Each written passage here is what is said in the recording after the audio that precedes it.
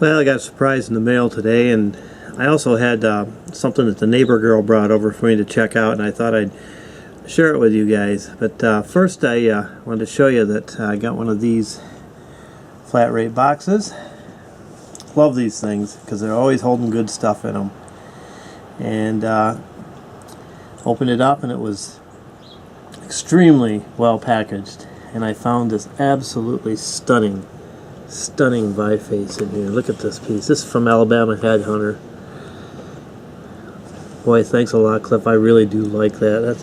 That's a gorgeous piece of stone. I love the color. I love the work on it. It's got some really fine edge work on it. That's a real beauty. Look at this. I'd be pretty thrilled if I walked upon that. Hey, I thank you, my friend, very, very much. This is really an awesome artifact to get, and I'll take good care of it and put your name with it and make sure we never forget where it came from. Anyway, earlier this week, my son brought some stuff over that the neighbor girl had got a hold of.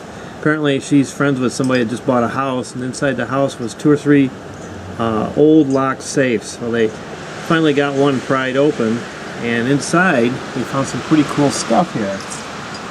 Let me show you this first. Tabernacle Choir. That's kind of interesting. Look what you find when you open this up.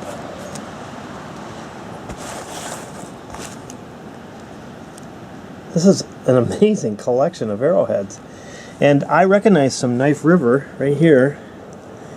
And right here is also some Knife River. And this might be Rainy Buttes silicified wood here, but these are definitely all materials that come from out around Montana. So I read what I could here. It said found by Arthur Bentley on the Lydia Bentley homestead, Elklaka, Montana, spring of 1926. Locally called the Bluff or something else, I can't read it. But these relics were picked up out there in Montana, and it's just a thrill to check these out. I love the way they were individually all wired onto an old Tabernacle Choir hymn book, probably is what this was. But not only was this in the safe, but there was a bag also in there of some local material. Oh yeah, and these here were also included. And I'm thinking that these things might have come from out in Montana. Maybe they picked them up back then off the site of the Little Bighorn. There's some good size pieces here. There's some drop 3-ringers and some fired ones. You guys know bullets a lot better than I do. But those are in this bag. These cartridges, and these are big too. Look at these things. They were in there, and there was a couple really interesting scrapers.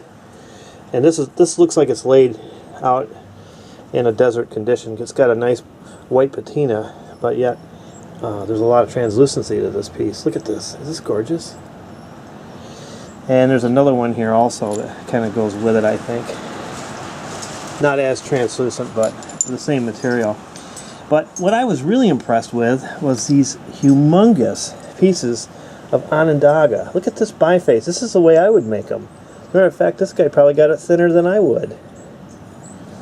I think it's got a little recent damage here, but from clanking around in the bag with those bullets.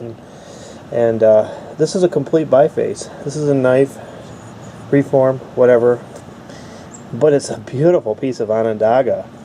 Well, check this thing out. If I found something like this in the field, I think I died and gone to heaven. I almost thought that the other day when the lightning bolt hit outside my door here. But this is a monster of a point. You never see anything like this around here anymore because the farm equipment is so destructive on the land that this would have been broke 5 times by now. But look at this thing. Huge point. And it's obviously been resharpened down. I believe it was probably a little wider as it approached the tip. There's some other pieces here that are really well worked. Look at these points. That barking dog is my dog chasing squirrels out here. They want to get to the bird feeder and help themselves, and his great entertainment is to watch for them. Now that's a typical Lamoka point right here that we find, and probably that is too. So I believe that these pieces here were probably found locally, wherever this person lived. Although this blackish one is some Upper Mercer Blue Coshocton material out of Ohio. So anyway, there's a quick look at what came out of that old safe. Pretty neat collection. Kind of neat that there's some writing here. Kind of hard to read it, but I kind of got the gist of what was going on. At least I know these pieces did come from Montana, and I do recognize a couple of the materials. So here's a look at what was hidden in an old safe, and these points here were found in 1926. So this is back in the good old days, before the equipment really destroyed things. Thanks for watching this, and I appreciate all your comments. Finally getting a nice day today. That brightness you see out there, that's the sun. We haven't seen that in 4 days. So everything's coming alive. We got a little wind blowing today, but finally the weather is starting to break a little bit, but it's cooling off. It started out in the 50s, and now we're down in the very low 40s. So again, thanks for watching, and any comments you leave, I'll try to get back with you. Thanks.